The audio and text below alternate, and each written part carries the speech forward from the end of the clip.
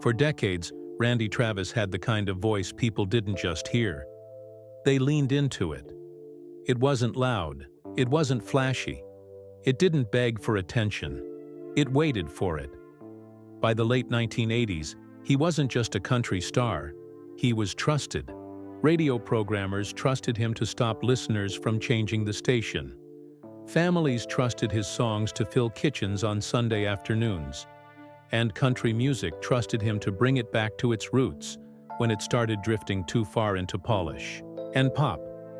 When his debut album, Storms of Life, exploded in 1986, it didn't just sell, it shifted the genre. Songs like On the Other Hand in 1982 felt steady and grounded. He didn't oversing, he didn't overshare. He sang like a man who meant every word. But long before the fame, Randy Bruce Trawick, born May 4, 1959, in Marshville, North Carolina, was carrying weight most fans never saw. His childhood was unstable. His father struggled with alcoholism. Discipline often came through fear. Silence became survival. Randy learned early that listening was safer than speaking. Music became his refuge. Gospel in church, country on the radio, a guitar against the wall. In songs, emotions weren't punished. They made sense.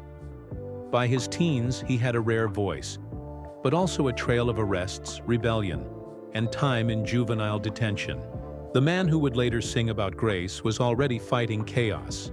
Then came Elizabeth "Lib" Hatcher, his manager and future wife, who saw potential others missed. She gave him structure, direction, discipline. And when success came, it came fast. By the early 90s, he was everywhere.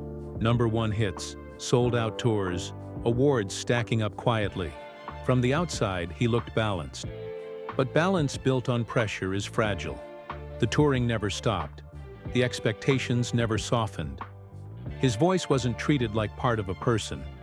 It was treated like a resource. And when his marriage to Lib collapsed, the system holding him together collapsed with it. Alcohol returned. Legal trouble resurfaced. Mugshots replaced album covers. The man whose voice felt steady suddenly looked anything but. And then, in July 2013, everything stopped. What began as a viral illness spiraled into heart failure and a massive stroke. Doctors placed him in a medically induced coma. Survival was uncertain. Speech and movement were unlikely to return. For a man whose identity was tied to sound, silence arrived without warning. When he woke up, the damage was severe. The left side of his body was ravaged. Speech was fragmented. Singing seemed impossible. But something remarkable happened during therapy. When speaking failed, music didn't.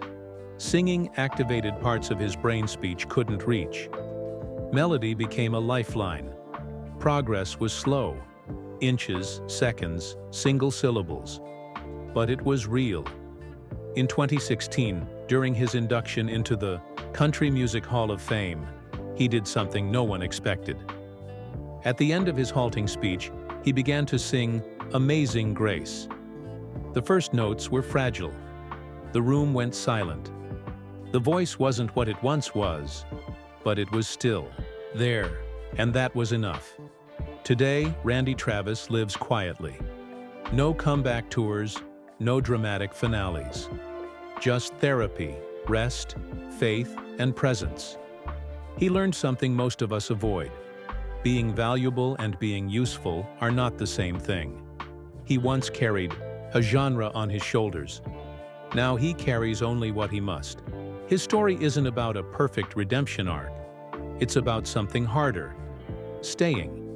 Staying when the applause stops. Staying when the gift changes. Staying when identity has to be rebuilt from silence. So here's the question his life leaves us with. If the one thing that defines you disappeared tomorrow, would you still know how to stay? If stories like this matter to you, the real ones, the complicated ones, subscribe now to Celebrity Vault. Because some legends aren't just remembered, they're understood.